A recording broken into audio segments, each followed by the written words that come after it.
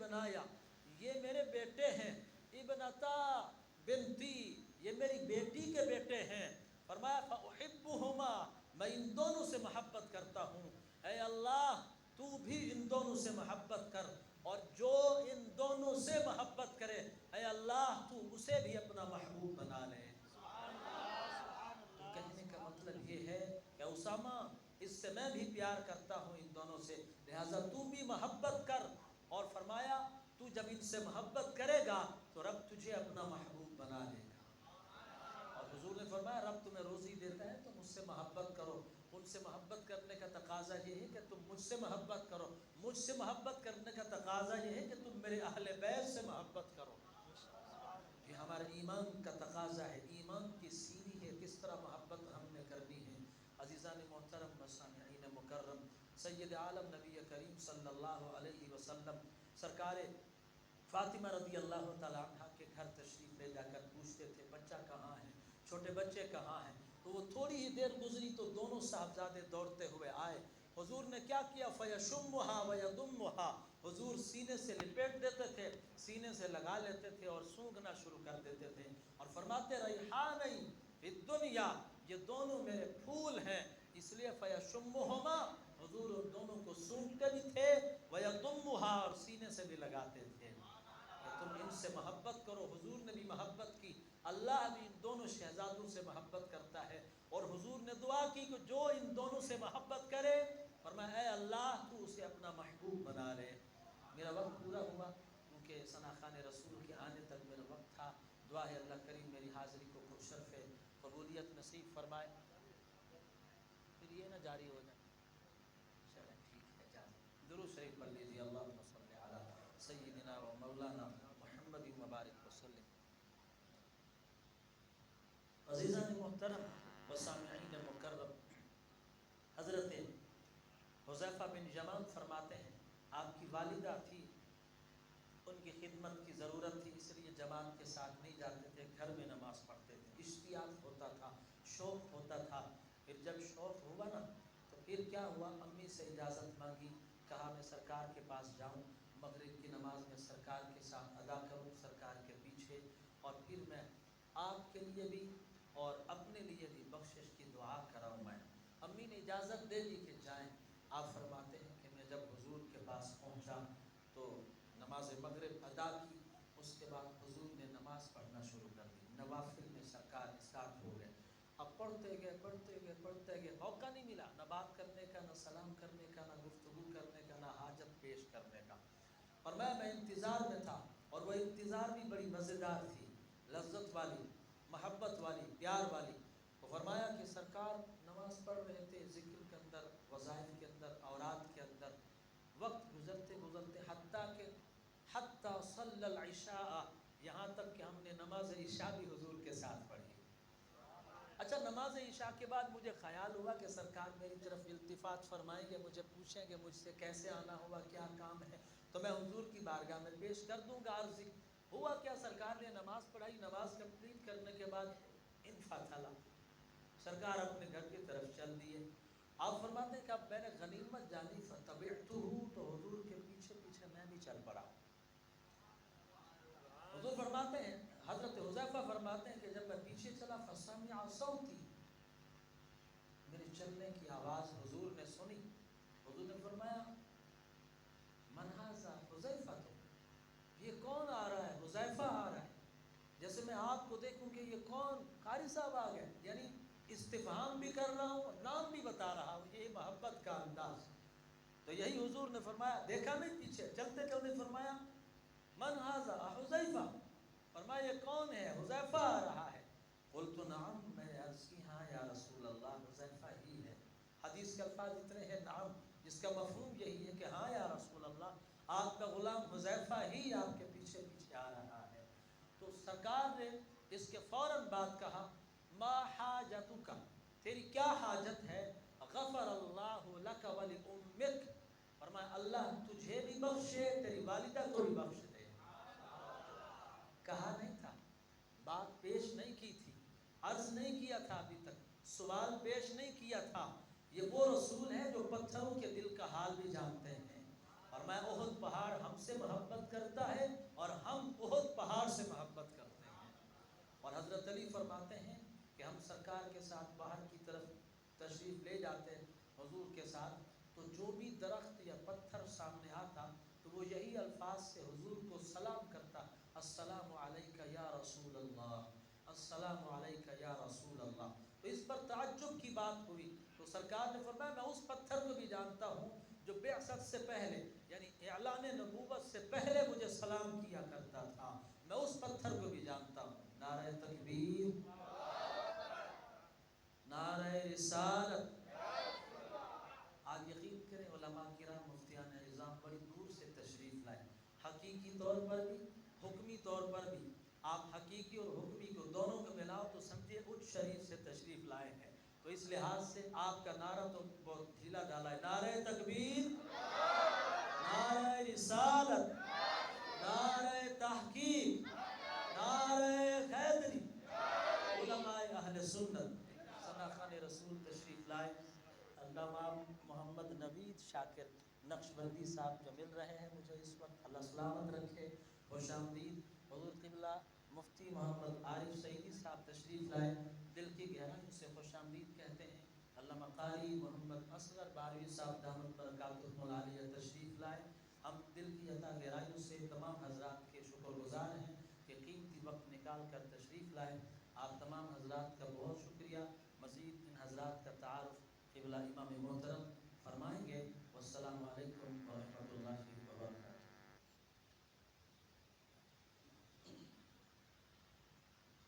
माशाअल्लाह, बहुत ही आसान अंदाज में अपनी हाजिरी पेश फरमा रहे थे शुक्रिया। अल्लामा एहसान मौलाना अज़ीम मुफ्ती दुआ मोहम्मद करते हैं। आप बशाहिर खैरियत हसन से सईदी बात ठीक साहब, ठाक है ना? अल्लाह ताला खुश रखे। अल्लाह तबारक व तआला आपके इल्म में अमल में मज़ीद बरकतें पैदा फरमाए। माशाअल्लाह हमारे मेहमान जितने भी थे वो अल्हम्दुलिल्लाह स्टेज पर जवाबरोज़ हैं। अब वक्त भी हमारे सामने है, हमने हर चीज़ को सामने रखते हुए जो हमारा टाइम है इंशाअल्लाह उसी टाइम पर अपनी महफिल का इख्तिताम करेंगे। बस एक नारा सुनाएं और उसके बाद हम अपने मेहमान सलाम खान को दावत देते हैं। नारे तकबीर, नारे रिसालत, नारे तहकीम, नारे हैदरी। मेरे हबीब सल्लल्लाहु अलैहि वसल्लम की बारगाह में हदिया पेश करने की सआदत हासिल करेंगे। जनाब मोहतरम शेख मोहम्मद आज़म अत्तारी साहब, आपकी बारगाह में मुअद्दबाना गुजारिश है कि वो आएँ और आकर हुज़ूर अलैहिस्सलातु वस्सलाम की बारगाह अक़दस में हदिया इनात पेश करें।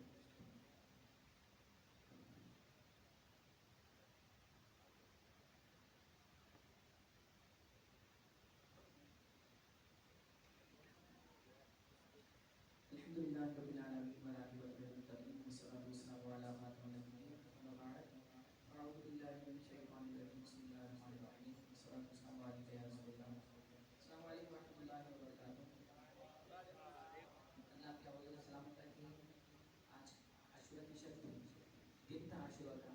ये 10 मुहर्रम रहा का वो दिन है जो अज़ीज़ कुर्बानी इमाम हुसैन रज़ियल्लाहु तआला अन्हु करबला की मैदान में दी। महफिल सजी हुई है, अल्लाह पाक इनका सालाना आकाना कबूल फरमाए। आइए मिलकर बहुत ज़ौक़ व शौक़ के साथ दुरूद पाक का नज़ारा इसमें शामिल हो जाइए। सल्ली अला नबीना, सल्ली अला मुहम्मदिल बरी, सल्ली अला शफ़ीना, सल्ली अला मुहम्मदिल, सल्ली अला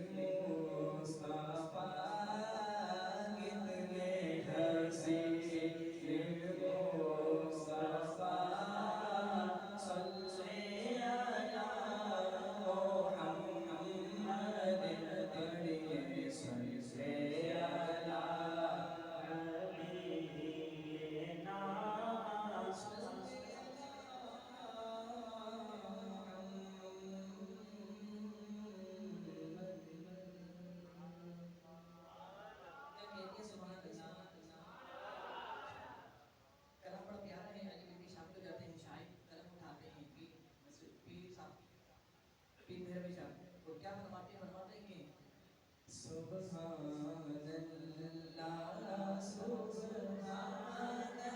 اللہ سبحان اللہ سبحان اللہ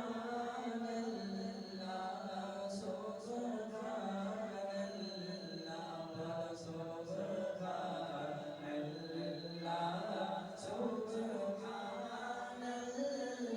اللہ سبحان اللہ سبحان اللہ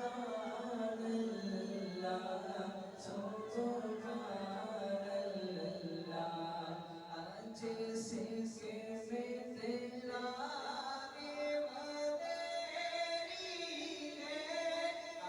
جیسے کہ میں تیرا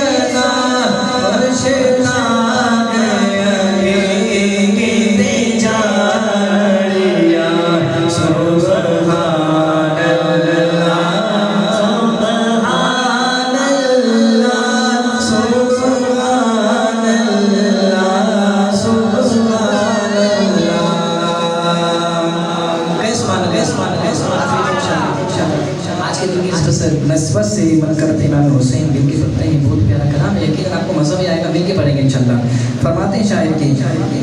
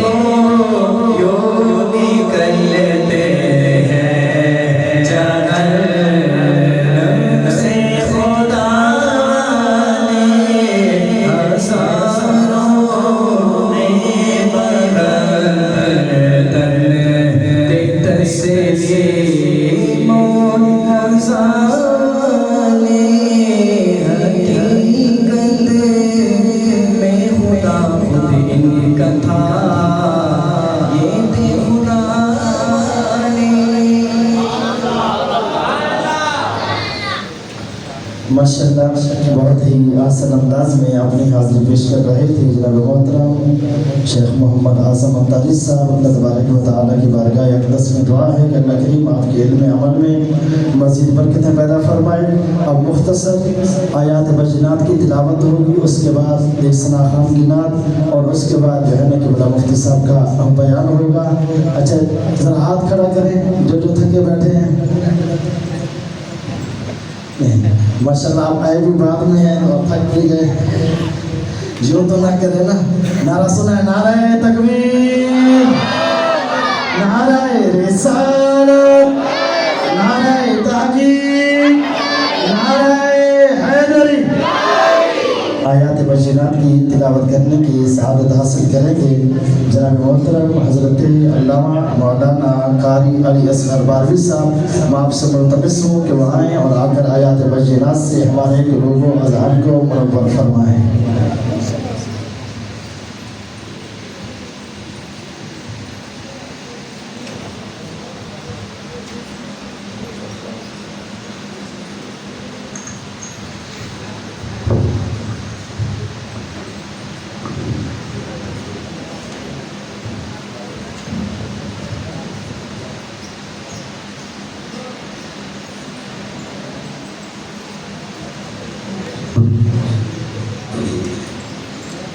أعوذ بالله من الشيطان الرجيم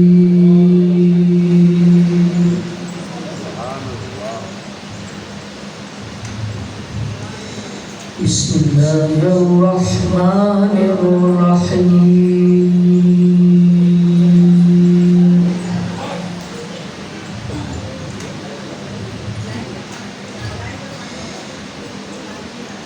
ولا تقولوا لمن يقتل في سبيل الله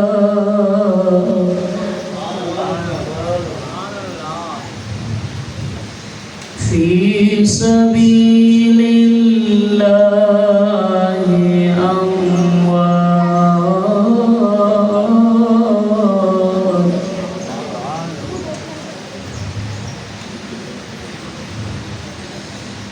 بل أحياء ولكن لا تشعرون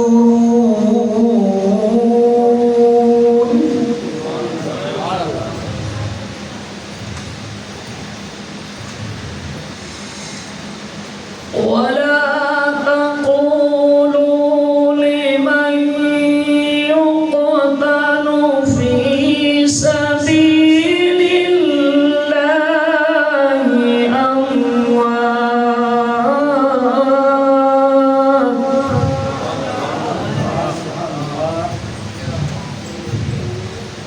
بل أحياء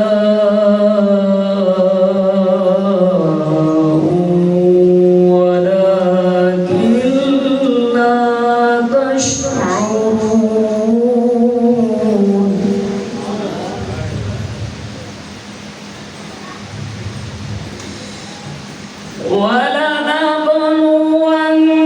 ولنبلونكم بشيء من الخوف والجوع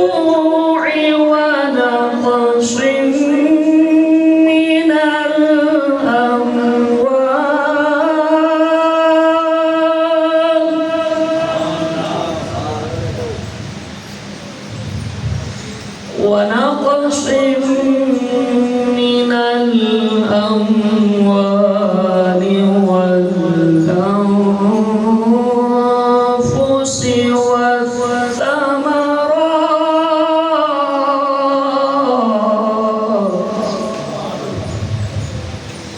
وبشر الصابرين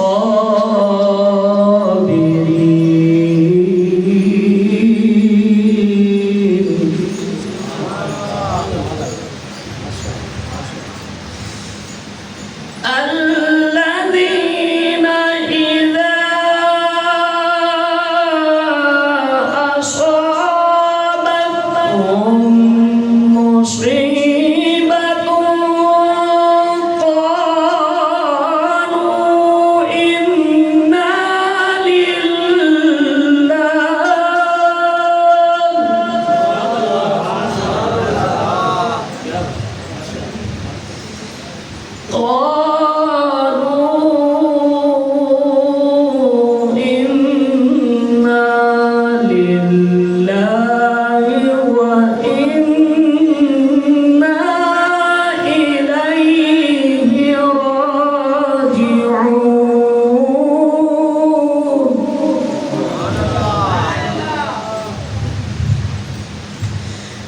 الله الرحمن الرحيم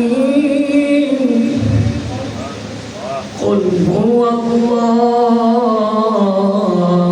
أحد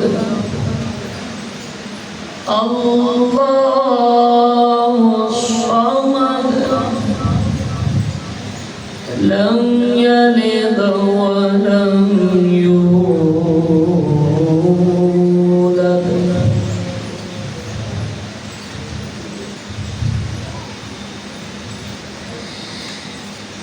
بسم الله الرحمن الرحيم قل هو الله أحد الله الصمد لم يلد ولم يولد لم يلد ولم يولد ولم يكن له كفوا أحد آمنت بالله صدق الله العظيم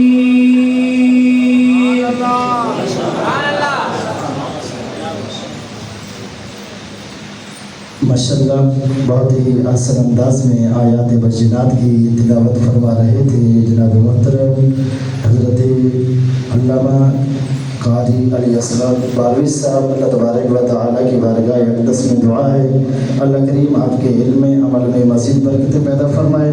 अब नात रसूल मक़बूल सल्लल्लाहु अलैहि वसल्लम के लिए मैं अपने मेहमान सना खान को दावत नात देने लगा हूँ। आप हज़रात ने इस्तक़बाल करना है। नारा तकबीर।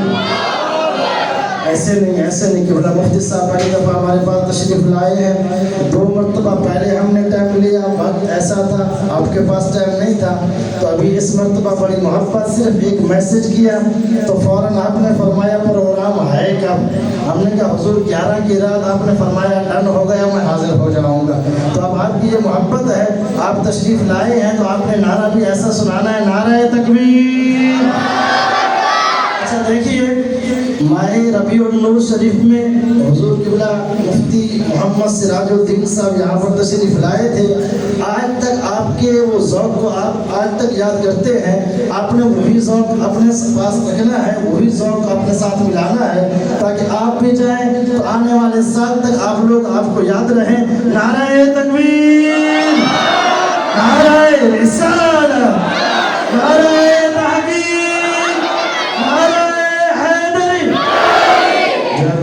अल्लामा मोहम्मद नबी शाकिर नक्शबंदी साहब।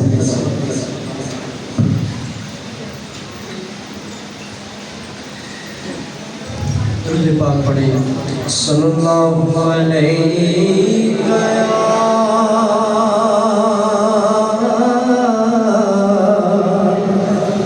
या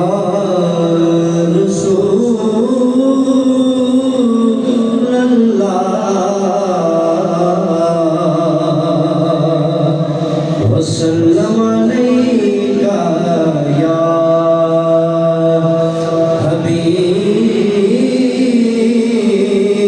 हबीब अल्लाह। जो तेरे जिक्र की महफिल सजाए बैठे हैं, दिलों को अपने मदीना बनाए बैठे हैं, दिलों को अपने मदीना बनाए बैठे हैं। रोज़े नीचा कोई नहीं, कहते सुभान अल्लाह।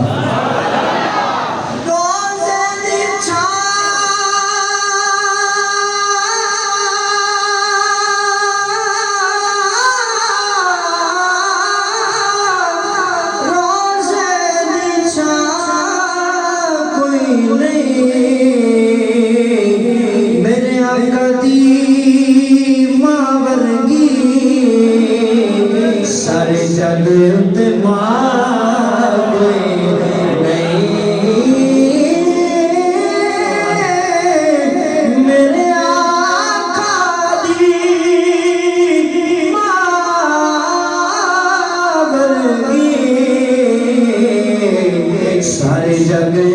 ماں کوئی نہیں، جس کو درود پاک آتا ہے محمد عامر صلی اللہ علیہ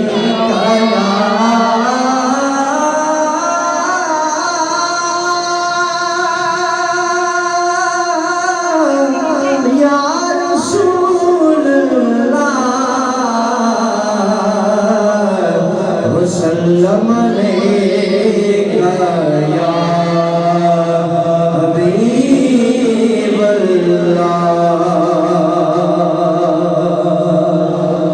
کہتے سبحان اللہ۔ آنکھیں سونے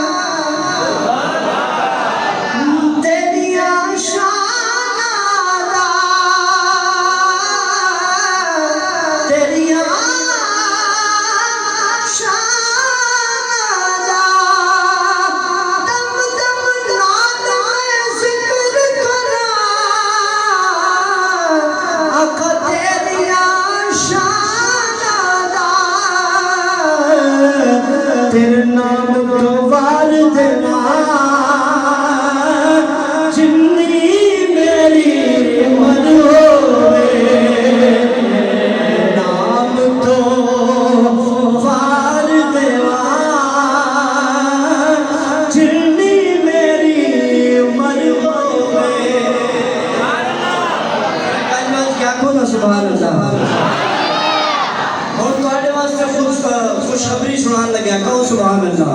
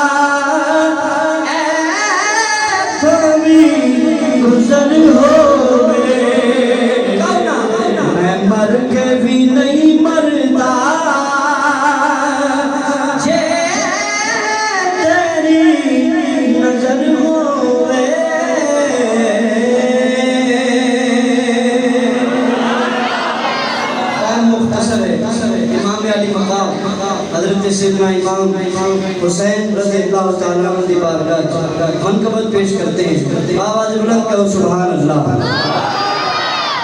میرا بادشاہ حسین ہے، میرا بادشاہ حسین ہے، نہ پوچھئے کہ کیا حسین ہے۔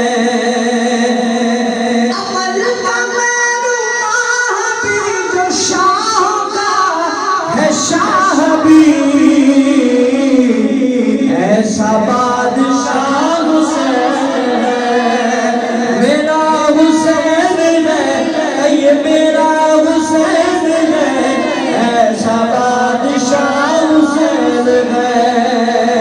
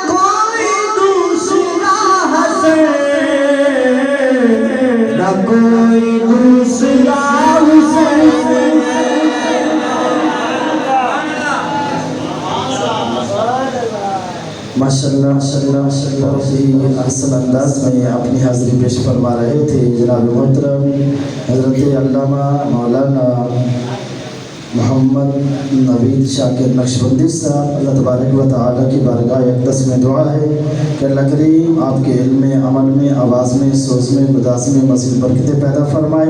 بلا تاخیر کہ بلا مفتی صاحب کا خطاب لاجواب شروع ہو جاتا ہے۔ ایک نعرہ سنائے، نعرہ تکبیر۔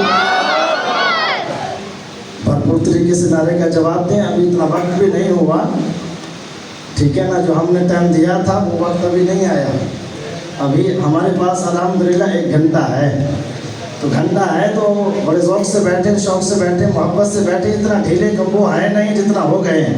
نعرہ تکبیر، نعرہ رسالت، نعرہ تحقیق، نعرہ حیدری۔ خطاب لاجواب کے لیے میں ملتمس ہوں استاذ العلماء فخر الصلحاء حضرت علامہ مولانا مفتی محمد عارف سعیدی صاحب۔ آپ سے ملتمس ہوں کہ آپ اپنے نورانی وحدانی بیان سے ہمارے قلوب و اذہان کو منور فرمائیں۔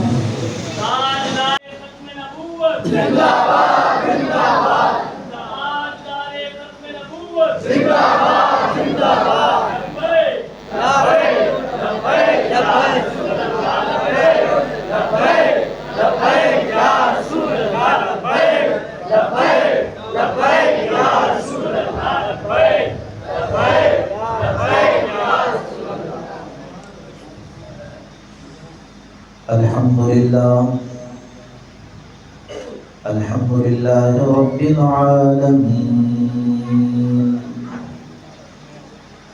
والصلاة والسلام على أشرف الأنبياء والمرسلين وعلى آله الطيبين الطاهرين وأصحابه الكاملين الراشدين المرشدين۔ قال الله عز وجل في كلام المبين: إنما يريد الله ليذهب عنكم الرجس أهل البيت ويطهركم تطهيرا۔ صدق الله مولانا العظيم وبلغنا رسوله النبي الكريم الأمين۔ قال الله عز وجل في شان حبيبه مخبرا وآمرا: إن الله وملائكته يصلون على النبي يا أيها الذين آمنوا صلوا عليه وسلموا تسليما۔ الصلاة والسلام عليك يا سيدي يا رسول الله، الصلاة والسلام عليك يا سيدي يا حبيب الله، الصلاة والسلام عليك يا سيدي يا خاتم النبيين۔ بلغ العلا بكماله، كشف الدجى بجماله، حسنت جميع خصاله، صلوا عليه وآله۔ کی محمد سے وفاتوں نے تو ہم تیرے ہیں، یہ جہاں چیز ہے کیا لوح و قلم تیرے ہیں۔ عطا کرو تیرے نام پہ جاں فدا، نہ بس ایک جہاں دو جہاں فدا، دو جہاں سے بھی نہیں جی بھرا، کرو کیا کروڑوں جہاں نہیں۔ دل ہے وہ دل جو تیری یاد سے معمور رہا، سر ہے وہ سر جو تیرے قدموں پہ قربان گیا۔ آج لے ان کی پناہ، آج مدد مانگ ان سے، پھر نہ مانیں گے قیامت میں اگر مان گیا۔ اور تم پر میرے آقا کی عنایت نہ سہی، منکروں کلمہ پڑھانے کا بھی احسان گیا، انہیں جانا انہیں مانا نہ رکھا غیر سے کام، للہ الحمد میں دنیا سے مسلمان گیا۔ حمد و صلوات کے بعد معزز و مکرم سامعین، اللہ جل وعلا کی فضل و احسان حضور نبی رحمت شفیع امت صلی اللہ تعالیٰ علیہ وسلم کی نگاہ کرم سے ہم سب اللہ اور اس کے پاک محبوب اور محبوب کے پاک گھرانے کے ذکر کی محفل میں موجود ہیں۔ دعا ہے خالق عالم آج کی ہماری اس حاضری کو درجہ قبولیت نصیب فرمائے، اور اللہ کریم ذکر اہل بیت کو ہم سب کے لیے بخشش و مغفرت کا سبب بنائے۔ جامع مسجد حاضر کی پیش امام و خطیب اللہ اور اس کے رسول کی رضا کے لیے مجھ فقیر سے بڑی محبت رکھنے والے میرے برادر طریقت حضرت علامہ مولانا محمد زاہد سعیدی صاحب، اللہ کریم آپ کے زہد و فضل میں اضافہ فرمائے۔ برادر طریقت قبلہ سعیدی صاحب جلوہ گر ہیں، عالم دین اور تشریف فرمائے، اللہ کریم سب کی عظمتوں میں برکتیاں عطا فرمائے۔ دیہات سے میرا تعلق ہے، کچھ سالوں سے تعلیمی سلسلہ موقوف کرنے کے بعد یہاں کراچی میں بھی خدمات دینیہ کا سلسلہ چل رہا ہے، اور وہاں گاؤں میں بھی چل رہا ہے۔ اللہ تعالیٰ کرے صدقہ ذکر امام علی مقام کا یہ سلسلہ چلتا رہے۔ تو یہ بات یاد رکھیں کہ جو بندہ دیہات کا ہو اور پھر شہر کی طرف آ جائے تو وہ صرف شہری یا صرف دیہاتی بندے سے زیادہ معلومات رکھتا ہے، زیادہ جگہوں پر جانے کی وجہ سے۔ اس لیے فرمایا گیا سیروا فی الارض فانظروا، زمین میں سیر بھی کرو اور زمین میں نظارے بھی دیکھو، تمہیں اللہ تعالیٰ کی تخلیق کے شاہکار بھی نظر آئیں گے، اور تباہ شدہ وہ جگہیں جہاں اللہ کا عذاب آیا وہ بھی نظر آئے گا۔ تو یہ تمہارے لیے فکر آخرت کا سبب بنے گا اور عقیدہ توحید میں مضبوطی کا ذریعہ بنے گا۔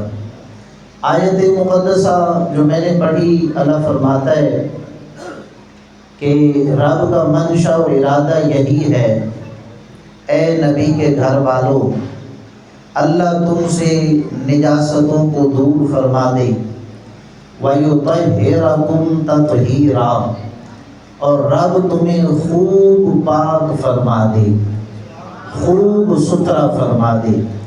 قبلہ درس نظامی کے مدرس ہیں، یہ جانتے ہیں کہ جب ہم مصدر معنی بھی ایک ہو، الفاظ کا مادہ بھی ایک ہو، اور فعل کے بعد مفعول آ جائے تو اس کو مفعول مطلق کہہ دیتے ہیں، اور وہ فعل کے معنی مصدری کی تاکید کے لیے آتا ہے۔ تو فرمایا وَيُطَهِّرَكُمْ تَطْهِيرًا، اللہ تبارک و تعالیٰ اے نبی کے گھر والوں چاہتا یہ ہے کہ تمہیں خوب ستھرا فرما دے، اور اللہ نے ستھرا فرما بھی دیا۔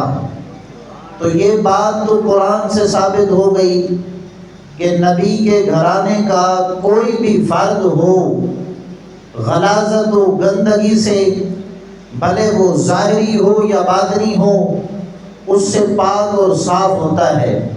یہ عقیدہ تو قرآن سے ہمیں مل گیا، لیکن اس سے ایک لطیف مفہوم بھی ملا کہ جو ہستیاں پاک ہوتی ہیں ان کا ذکر بھی، بولے نا بلند آواز سے۔ ابھی جب آپ نعرے لگا رہے تھے نا، یہ 2 دن کے اندر میرا 8واں پروگرام ہے، 8ویں تقریر کر رہا ہوں میں، تو میں یہ سوچ رہا تھا کہ پچھلے 7 میں سے یہ لوگ ماشاءاللہ بڑے باذوق ہیں، تو خیر تلاوت پہ بھی آپ نے ماشاءاللہ جھوم کے داد دی، نعت پہ بھی۔ اب میں دیکھتا ہوں کہ آپ بیان کس انداز سے سنتے ہیں، تاکہ اگلی مرتبہ آنا ہے یا نہیں آنا میں پھر وہ سوچ کے علامہ صاحب کو بتاؤں۔ توجہ کیجیے گا، اہل بیت اطہار، سرکار کے خاندان کے لوگ، حضور کے گھرانے کے لوگ جنہیں اہل بیت نبوت کہتے ہیں، ان کی پاکی کا اللہ نے قرآن پاک میں بیان فرما دیا۔ اب جو ان کے پاک ہونے میں شک کرے وہ خود پلید ہو سکتا ہے، اہل بیت ناپاک، اہل بیت ناپاک۔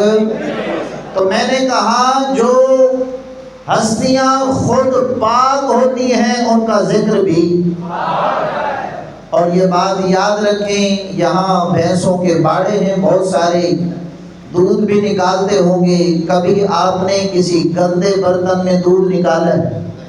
نہیں نا۔ کبھی آپ نے کسی ایسے برتن میں جس میں مٹی لگی ہوئی ہو اس میں یا توڑی یا بھوسا پڑا ہو اس میں دودھ نکالا ہے؟ نہیں۔ تو یہ بات یاد رکھیں، اہل بیت اطہار خود بھی پاک ہیں، ان کا ذکر بھی پاک ہے۔ رب جن کو ذکر کرنے کی توفیق دے دیتا ہے ان ذکر کرنے والوں کی زبانیں بھی پاک ہوتی ہیں۔ اور اسی طرح چونکہ زبان پر وہی بات آتی ہے جو دل میں ہوتی ہے، ہم یہ جو قصیدے پڑھ رہے ہیں اہل بیت کے، زبان سے یہ جو تعریفیں کر رہے ہیں، یہ گواہی ہے اس بات کی کہ ہمارے دل میں حسن و حسین کا پیار موجود ہے۔ جب زبان ذکر کرنے سے پاک ہے، جس دل میں حسن و حسین بستے ہوں وہ دل بھی پاک ہوا کرتا ہے۔ بات سمجھ میں آ گئی آپ کو؟ تو میں کہہ رہا تھا میرا تعلق دیہات سے ہے، اور میں نے کئی مرتبہ کسانوں کو دیکھا جس زمین میں کاشتکاری کرنا چاہتے ہیں نا، اس زمین سے کنکر بھی ہٹاتے ہیں، اس زمین سے اینٹیں بھی ہٹاتے ہیں، اس زمین سے خضر اور جھاڑیاں بھی کاٹتے ہیں، پھر پانی لگاتے ہیں، ہل چلاتے ہیں، پھر کسان دیکھتا ہے کہ بیج جو بویا جائے گا اس کے اگنے میں کوئی رکاوٹ کا سبب بننے والی غلط چیز تو موجود نہیں ہے، وہ ساری زمین کو صاف کرتا ہے، پھر جا کر بیج بوتا ہے۔ رب العلا بھی جسے اہل بیت کی محبت عطا فرمائے پہلے اس کے دل کو صاف کرتا ہے، پہلے اس کے دل کو پاک کرتا ہے، اس کے بعد محبت اہل بیت اللہ رب العالمین اس کو عطا فرماتا ہے۔ جب دل روشن ہو جائے حسن حسین کے عشق سے تو پھر زبان سے نکلتا ہے بے اجازت ان کے گھر جبریل بھی آتے نہیں، قدر والے جانتے ہیں قدر و شان اہل بیت، قدر والے جانتے ہیں قدر و شان اہل بیت۔ جب دل پاک ہو جائے، زبان پاک ہو جائے، روح پاک ہو جائے، پھر زبان سے نکلتا ہے آقا تیری نسل پاک میں ہے، بچہ بچہ نور کا تو ہے عین نور، تیرا سب گھرانہ ماشاءاللہ۔ اللہ آپ کے ذوق کو سلامت رکھے۔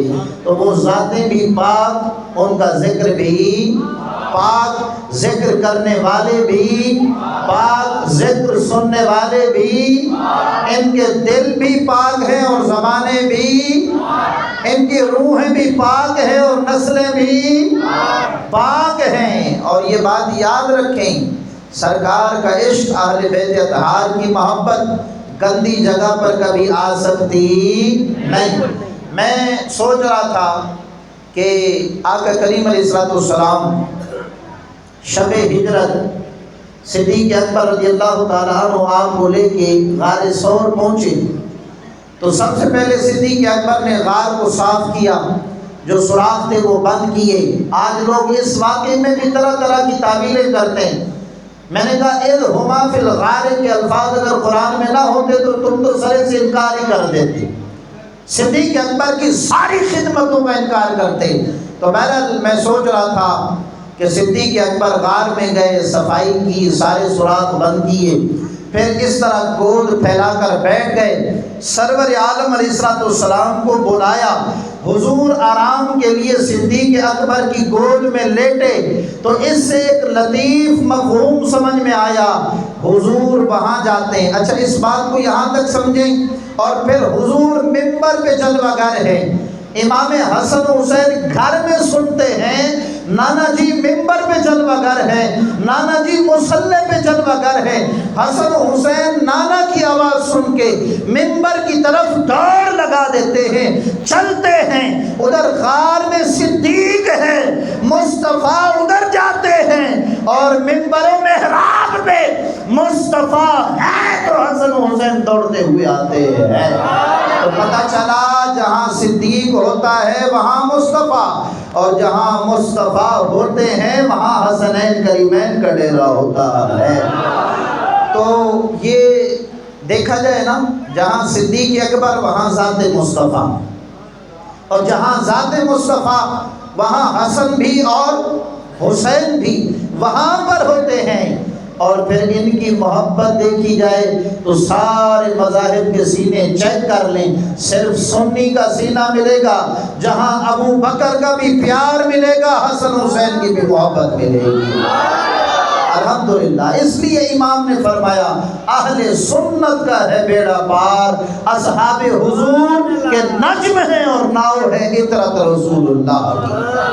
اور میں نے کہا ایک جگہ پہ طرح طرح کے لوگ اشعار لکھتے ہیں، اور ان میں بعض صحابہ کی بھی ادبیاں، کہیں اہل بیت اطہار کی شان اتنی بڑھا دینی کہ منصب نبوت سے بھی آگے۔ میں نے کہا ساری شاعری تم جمع کر کے لاؤ، اردو کا سارا لٹریچر، سارے دیوان اٹھا کر لاؤ، میں اپنے امام کا ایک شعر رکھتا ہوں، پھر وزن کرو تمہاری وہ بے بنیاد اور عقیدے کو خراب کرنے والی شعر و شاعری اچھی ہے یا میرے امام کا یہ شعر اچھا ہے۔ امام کہتے ہیں کیا بات رضا اس چمنستان کرم کی، زہرا ہے کلی جس میں حسین و حسن پھول، زہرا ہے کلی جس میں حسین و حسن پھول۔ تو اہل سنت کے میں بالخصوص نوجوانوں سے میں یہ کہا کرتا ہوں، یہ جو ہمارے بزرگ ہیں سفید داڑھی والے، سوشل میڈیا کی یہ خرابیوں سے دور ہیں، ان کا عقیدہ فولاد سے بھی زیادہ مضبوط ہے۔ اس لیے میں نوجوانوں سے کہنا چاہتا ہوں کامیابی اسی دل والے کی ہے جس دل میں صحابہ بھی بستے ہوں، سرکار کی اہل بیت کا بھی پیار موجود ہو۔ تو کبھی بھی چوٹ نہیں کھانا، چوٹ نہیں کھانا اس حوالے سے، اپنے عقیدے سے ادھر ادھر جا کے سمجھوتا نہیں کرنا، ورنہ آپ اس ہستی کے بارے میں ایمان میں شک کرنے لگ جائیں گے جس کے بارے میں علامہ خادم حسین رضوی فرماتے تھے، اس صدیق اکبر کو گالیاں دیتے ہو جس کا قرضہ آج بھی اسلام پر باقی ہے، اس صدیق اکبر کے بارے میں باتیں کرتے ہو جس کے بارے میں رسول اللہ نے فرمایا اسلام نے سب کے قرضے چکا دیے ہیں سوائے ابو بکر کے، جہاں ساری امتیں سارے نبی موجود ہوں گے، میدان محشر میں رب صدیق اکبر کو بھلا کے قرضہ عطا فرمائے گا۔ تو کبھی بھی ہم نے ڈاواڈول نہیں ہونا، صرف امام کی فکر اپنا لیں، اہل سنت کا ہے بیڑا پار، اصحاب حضور کے نجم ہے اور ناؤ ہے عطرت رسول اللہ کی۔ اب آئیے اہل بیت اطہار کی عظمتوں کی طرف، بالخصوص حضرت سیدنا امام حسن، حضرت سیدنا امام حسین رضی اللہ تعالی عنہ۔ درود پاک پڑھیں۔ حضرت سیدنا امام حسن، سیدنا امام حسین، بعض صحابہ کی بعض خصوصیات ہوتی ہیں، تو یہ بات یاد رکھیں، بعض خصوصیات صدیق اکبر میں ہیں دوسروں میں نہیں ہیں، بعض فاروق اعظم میں ہیں دوسروں میں نہیں ہیں، بعض عثمان غنی میں ہیں دوسروں میں نہیں، بعض مولا علی میں ہیں دوسروں میں نہیں، بعض وہ عظیم خصوصیات بھی ہیں جو صرف حسن و حسین کا حصہ ہے بس، اور کسی کو وہ نصیب نہیں ہوئی۔ اور یہ بات یاد رکھیں، زمانہ میرے مصطفیٰ کی نعتیں پڑھتا ہے، زمانہ میرے مصطفیٰ کے قصیدے پڑھتا ہے. اور کسی شاعر نے لکھا کہ زندگیاں ہوئی ختم اور قلم ٹوٹ گئے، آقا تیری مدحت کا ابھی ایک باب بھی پورا نہیں ہوا. یا رسول اللہ، لکھ لکھ کر لوگ تھک گئے، آپ کی ایک وصف کا بھی ابھی تک کسی نے حق نہیں ادا کیا. زمانہ میرے آقا کی تعریفیں کرے، یہ صرف اعزاز دینے والی بات ہے، ورنہ ہمارا عقیدہ یہ ہے کہ لا و رب العرش جس کو جو ملا ان سے ملا. بڑھتی ہے کونین میں نعمت رسول اللہ، یہ ہمارا عقیدہ ہے.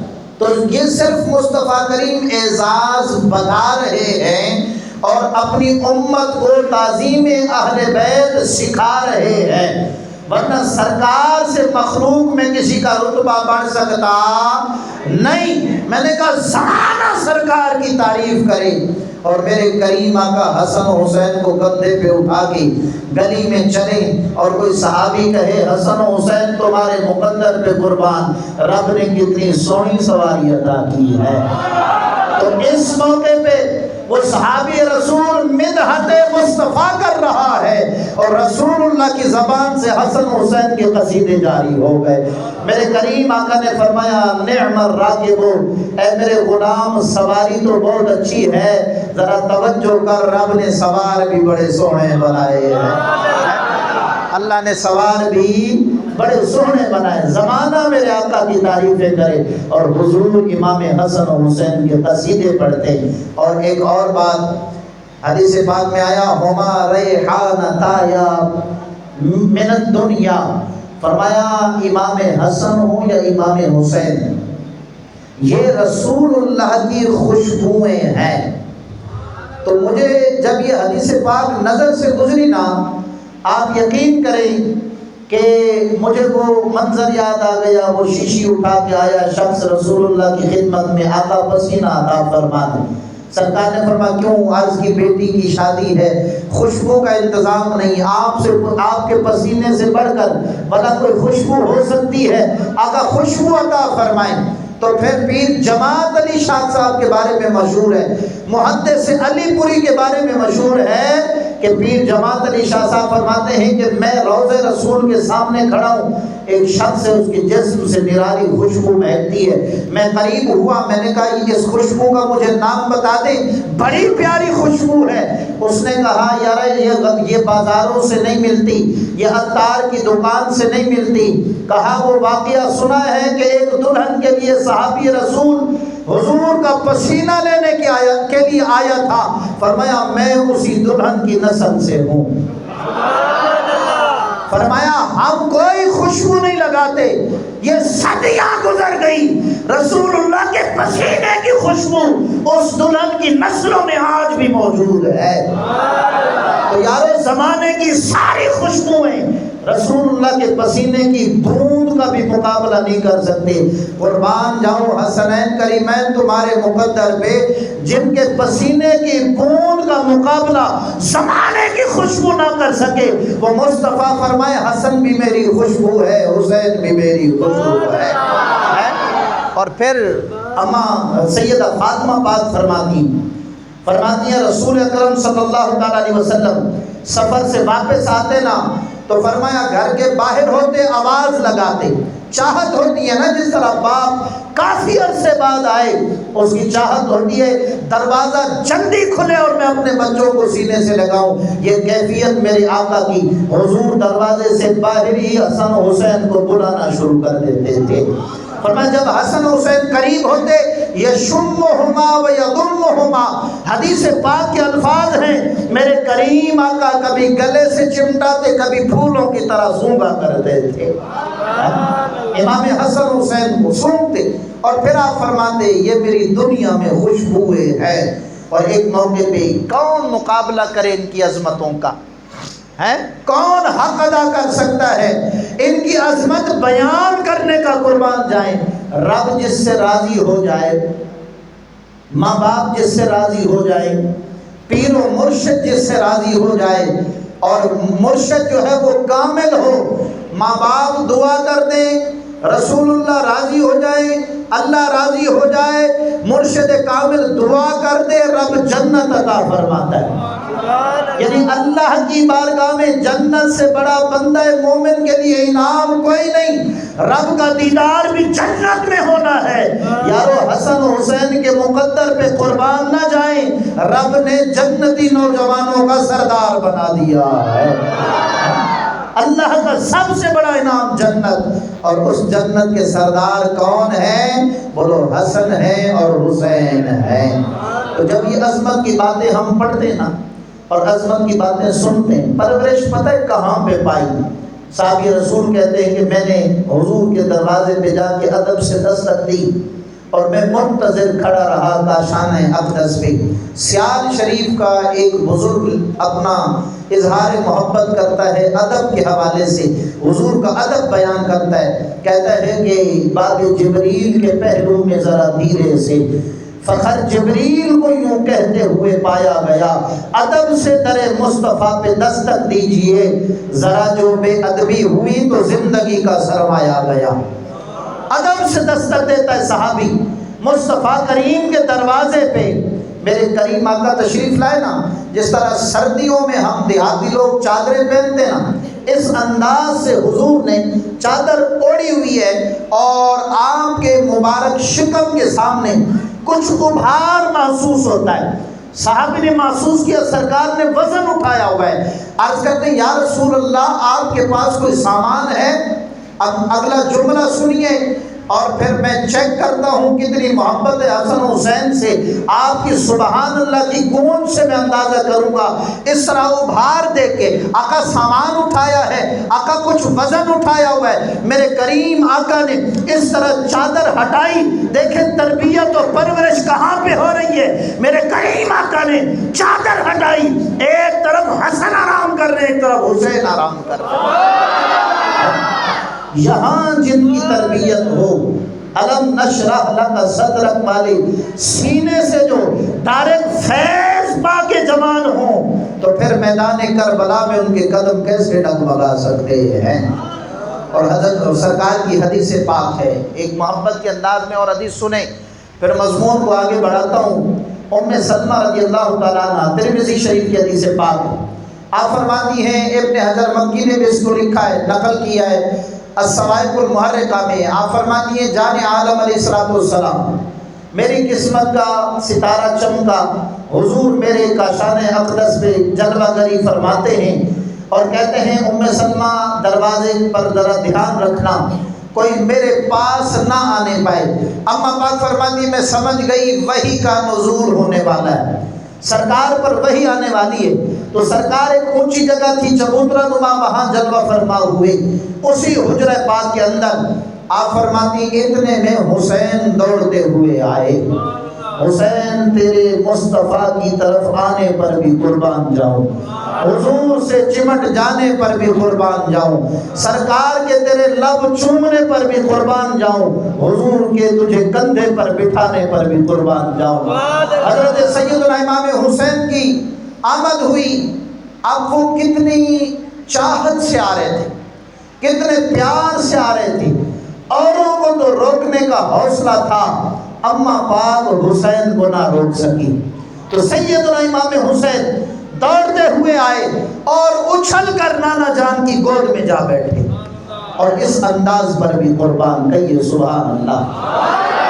حضور کی گود میں امام حسین، اب اما پاک فرماتی اس انداز سے سرکار نے ان کو لپٹایا کہ حسین کا سینہ مصطفیٰ کریم کے سینے کے ساتھ لگا ہوا ہے۔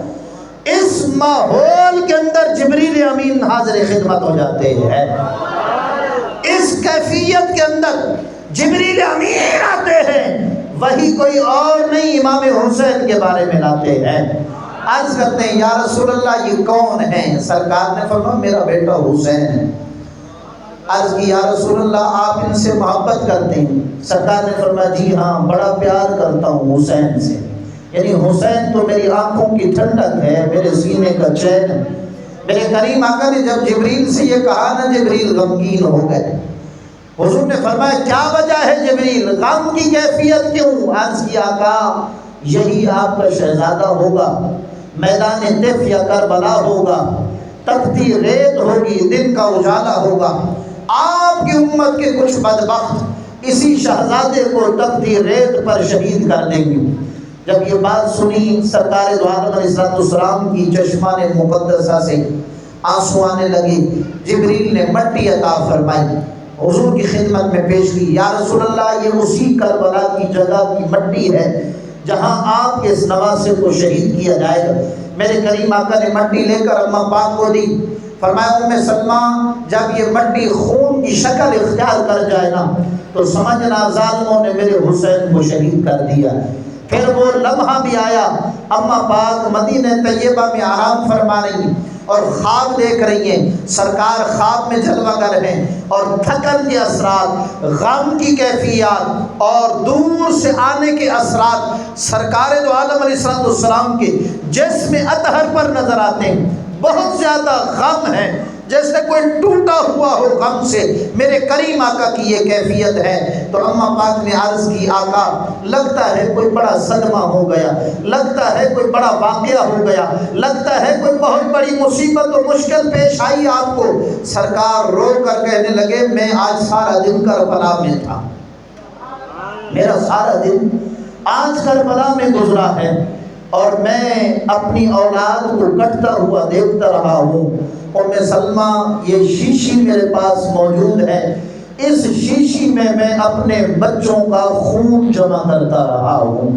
تو اس موقع پہ میں نے گزشتہ شب بھی ایک بات کی، میں نے کہا وہ لمحات ہمیں تفاسیر میں ملتے ہیں کہ حضرت زکریا علیہ السلام کو جب درخت کے اندر کاٹا گیا نا اور آرا جو ہے ان کی پسلیوں تک پہنچا نا، فلما وصل المنشار الى اولائه، جب آرا ان کی پسلیوں تک پہنچا، انا کے الفاظ موجود ہیں، ان کی چیخ بلند ہوئی، فاوحى اللہ الیہ، اللہ نے ان کی طرف وحی کی، ان لم یسکن انینک لاقلبن الارض وما علیہا، فرمایا اے زکریا اگر تم نے چیخنا بند نہ کیا، آوازیں نکالنا بند نہ کیا، میں زمین اور زمین کی ساری چیزوں کو بدل کے رکھ دوں گا۔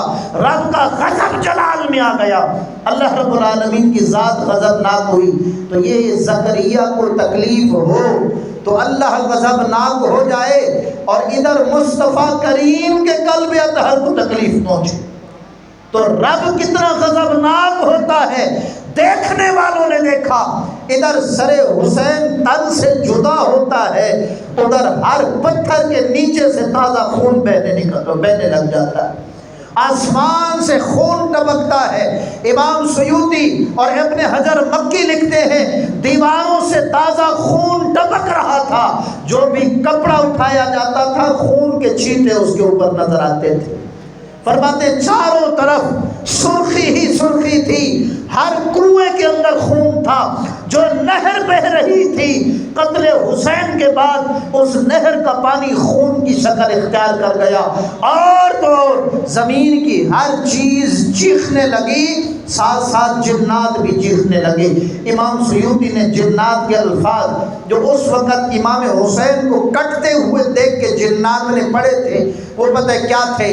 امام سیوطی نے لکھا، فرمایا جنات یہ روتے بھی تھے اور کہتے بھی تھے، مسح رسول اللہ جبینہ، ظالموں تم نے اس بندے کو شہید کر دیا، اس کی پیشانی کو زخمی کر دیا جس کی پیشانی کو مصطفیٰ بوسے دیا کرتے تھے، جس کو رسول اللہ چوما کرتے تھے۔ مسح رسول اللہ جبینہ فلہ بریق فی الخدود ابواہ من علیا قریش وجدہ خیر الجدود، ظالموں تم نے ایسے کو شہید کیا جس کی گالوں سے نور نکلا کرتا تھا، ظالموں تم نے ایسے کو شہید کیا کہ اس زمین پر اس کے والدین سے بڑھ کر عظمت والا کون ہو سکتا ہے، اور فرمایا تم نے ایسے کو شہید کیا جدہ خیر الجدود، زمانے کی ساری عظمتیں جس کے نانا کی عظمت کا مقابلہ ہی نہیں کر سکتی ہے۔ تو یہ واقعہ کربلا، اور پھر میں نے کہا ایک جگہ ظالموں نے سر کاٹ کے خوشیاں منائی کہ ہم جنگ جیت گئے، اور وہ یہ اپنی فہم اور ناقص عقل کے مطابق سمجھ رہے تھے کہ حسین جنگ ہار گئے۔ اچانک ایسا ہوا کہ سر نیزے کی بلندی پر ہے اور وہاں سے اللہ کے قرآن کی آواز سنائی دی۔ کوفہ کے بازار سے لے کے جا رہے ہیں، ایک بندہ سورہ کہف کی تلاوت کرتا ہے، ام حسبت ان اصحاب الکہف والرقیم کانوا من آیاتنا عجبا، فرمایا یہ جو اصحاب کہف کا قصہ ہے یہ عجیب نہیں ہے کہ 300 سال رب نے ان کو سلایا، پھر رب نے ان کو نئی زندگی دی اور اٹھایا۔ فرمایا اصحاب کہف کا قصہ بڑا عجیب ہے۔ یہ آیت امام حسین نے نیزے کے اوپر سنی، کہیے سبحان اللہ، نیزے کے اوپر سر حسین نے سنی اور امام حسین نے جواب دیا، اصحاب کہف کے قصے کو عجیب کہنے والے، عجباً قتلی و حملی، ذرا ادھر دیکھ، میرا قتل بھی بڑا عجیب اور نیزے پہ چڑھ کے بولنا بھی بڑا عجیب ہے۔ یہ ظالم سمجھ رہے تھے حسین ہار گیا اور یہ خاموش ہو گیا، دیکھو میرے سر سے بھی قرآن کی تلاوت کی آوازیں آ رہی ہیں۔ یہ امام حسین نے عالم حال میں لوگوں کو بتایا کہ سر حسین کٹ چکا ہے، لیکن کٹنے کے بعد بھی ظالموں کے سر نیچے ہیں، حسین کا سر سب سے بلند ہے۔ یہ عظمتیں ہیں امتحان کے بعد جو اللہ رب العالمین اپنے پیاروں کو عطا فرماتا ہے۔ پھر وہ منظر آخر میں آپ کے سامنے رکھوں، اجازت چاہوں کہ یزید کے دربار میں جب سر حسین پہنچا تو وہاں پر ایک حضرت داؤد علیہ السلام کا امتی بیٹھا ہوا ہے۔ اس نے دیکھا نا روشن چہرہ، خوشبودار زلفیں، موتی کی چمک سے بڑھ کر چمکیلے دانت اور پھول کی پتیوں سے زیادہ نازک ہوں، تو وہ تڑپ گیا۔ اس نے کہا اتنے خوبصورت مرد کو بھی کوئی قتل کرتا ہے، یہ کوئی عام نہیں ہے، مجھے بتاؤ اس کا تعارف یہ ہے کون؟ تو اس وقت دربار سے آواز آئی یہ ہمارے نبی کے نواسے حسین ہیں، ہمارے نبی کی بیٹی کے لخت جگر یہ حسین ہیں۔ دربار سے آواز آئی تو وہ اپنے کاغذات جو بھی سامان تھا اٹھا کے جانے لگا۔ تو یزید نے کہا کہاں جاتے ہو؟ اس نے کہا میں تیرے سے معاہدہ کرنے آیا تھا، لیکن تو وہ بدبخت ہے جس نے اپنے رسول سے وفا نہیں کی، ہم سے وفا کیا کرے گا؟ وہ حضرت داؤد کا امتی کہنے لگا سن، اگر وفائیں نبھانے کا تم نے پوچھنا ہے تو ہم سے پوچھ، ہمارے پاس حضرت داؤد علیہ السلام کا ایک امتی ہے، ان کی اولاد کا ایک بندہ ہے، امتی نہیں ان کی اولاد سے ایک فرد ہے، ہم اس کی اسی طرح عزت کرتے ہیں جیسے داؤد علیہ السلام کی کیا کرتے ہیں۔ ایک عیسائی کہنے لگا تم نے کیا آبرو کا پاس رکھا، کیا وفائیں نبھائی اپنے نبی سے؟ ہمارے پاس تو عیسیٰ علیہ السلام کی سواری کا ایک کھر ہے، کھر، وہ کھر جس کمرے کے اندر رکھا ہے نا، اس کمرے کی ہم اتنی تعظیم کرتے ہیں جتنی تم بیت اللہ کی تعظیم کرتے ہو۔ ظالموں یہ وفا کا رشتہ نبھایا اپنے نبی سے کہ اتنے خوبصورت چہرے والے اپنے نبی کے نواسے کو شہید کر دیا۔ اور یہ جب باتیں ہوئی نا تڑپ اٹھے حضرت زید بن ارقم، یزید نے جب چھڑی ماری امام حسین کے لبہائے اقدس میں، تڑپ اٹھے صحابی رسول، کہنے لگے ظالم یہ چھڑی پیچھے ہٹا، یہ کوئی چھوٹا جرم ہے کہ تو نے حسین کو قتل کیا؟ تو یزید کہنے لگا وجہ کیا ہے مجھے منع کرنے کی؟ حضرت زید بن ارقم رو پڑے، فرمایا ہمیں مدینہ طیبہ کا وہ منظر یاد آتا ہے، حسین جب بھی حضور سے ملتے سرکار ان کے لبوں کو بوسہ دیا کرتے، ان کے لبوں کو چوما کرتے تھے۔ تو یارو عظمتیں اگر بڑی ہوں، مقام بڑا ہو تو رب قربانیاں بھی بڑی لیتا ہے۔ جب ان کے کھیلنے کی جگہ حضور کا سینہ ہے، چوسنے کے لیے سرکار کی زبان موجود ہے، اٹھانے کے لیے حضور کے بازو موجود ہیں، اور لے کر چلنے کے لیے حضور کے کندھے موجود ہیں، جن سے سرکار اتنی محبت کریں، اپنی بیٹی سے کہیں فاطمہ حسن و حسین کو رلایا نہ کر، مجھ محمد سے دیکھا نہیں جاتا ہے۔ مجھ محمد سے ان کا رونا برداشت نہیں ہوتا، ان کو رلایا نہ کر۔ منبر پہ خطبہ دے رہے ہوں، حسن و حسین سرخ قمیصیں پہن کے مصطفیٰ کریم کی طرف بڑھے نا اور گر پڑیں تو سرکار خطبہ چھوڑ کے ان کو لینے کے لیے دوڑ پڑتے، اور حضور ان کو اٹھا کے اپنی گود میں بٹھا کے کہتے ہیں رب نے سچ فرمایا، اولاد کی محبت بندے کو آزمائش میں ڈال دیتی ہے، انما اموالکم و اولادکم فتنہ، فرمایا لوگوں میں تم سے خطاب کر رہا تھا، میرے بچے میری طرف چلتے ہوئے آ رہے تھے، مجھ سے دیکھا نہیں گیا ان کا گرنا، میں نے دوڑ کے ان کو سنبھال لیا ہے۔ تو میں نے کہا ظالموں تم کہاں کھڑے ہو جو حسن حسین سے پیار نہیں کرتے؟ سرکار سے ان کا گرنا برداشت نہیں ہے اور تم سے ان کا ذکر برداشت نہیں ہے۔ تو بہرحال کامیاب وہی لوگ ہیں جو سچی وفائیں حسن و حسین سے کرتے ہیں، اور وہ ہم اہل سنت ہیں الحمدللہ۔ اللہ کریم ہم سب کو، ہماری نسلوں کو بھی ان مقدس ہستیوں کا پیار نصیب فرمائے۔ آج لوگوں نے دھڑے بندی کی، لیکن ہم اتفاق و اتحاد و محبت صحابہ و اہل بیت کا درس دیتے ہیں۔ ذرا توجہ کریں، آخری بات، اس کے بعد کوئی کلمہ نہیں۔ ہم محبت اہل بیت سکھاتے، صحابہ کیسے کیا کرتے تھے۔ حضرت امام حسن مجتبی فاروق اعظم کی بارگاہ میں اعلیٰ حضرت امام الامن والاولاد کے اندر اس کو لکھتے ہیں، فرمائے امام حسن مجتبی آئے، فاروق اعظم مصروف گفتگو ہیں کمرے کے اندر، بیٹے نے بتایا ابا جی مصروف ہیں، امام حسن مجتبی واپس چلے گئے۔ سیدنا فاروق اعظم کو پتہ چلا مولا علی کے لخت جگر حضور کے نواسے آئے تھے اور میرے بیٹے نے یہ کہہ کے واپس بھیج دیا، عرضی بھیجی کہ حضور تشریف لائیں۔ حضرت امام حسن مجتبی تشریف لائے، فاروق اعظم سامنے کھڑے ہیں، فرماتے کہنے لگے شہزادے مجھ سے ملنے آئے تھے اور ملے بغیر واپس چلے گئے۔ امام حسن مجتبی کہنے لگے ہاں آپ کے بیٹے نے منع کیا تھا کہ ابا جی نے کہا ادھر کوئی نہ آئے، یہ سن کے میں واپس چلا گیا۔ حضرت فاروق اعظم تڑپ کے کہنے لگے کبھی بھی آپ کو میری طرف آنے کے لیے کوئی پابندی اور رکاوٹ نہیں ہے، جب چاہو فاروق اعظم کی خدمت میں آ سکتے ہو۔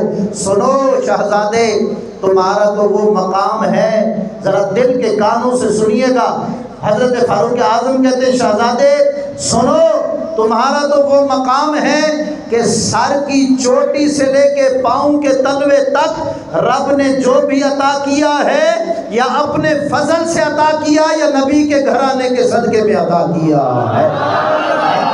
یہ ہے صحابہ کے درمیان اہل بیت اطہار کا مقام۔ اور صدیق اکبر نے جب امام حسن پاک کو اٹھایا، فرمایا حضرت علی کی طرف دیکھ کے علی ذرا حسن کا چہرہ دیکھو، شبیہ بالنبی لیس بشبیہ بعلی، ذرا چہرہ دیکھو یہ علی سے نہیں مصطفیٰ سے زیادہ ملتا ہے، چہرہ تو دیکھو۔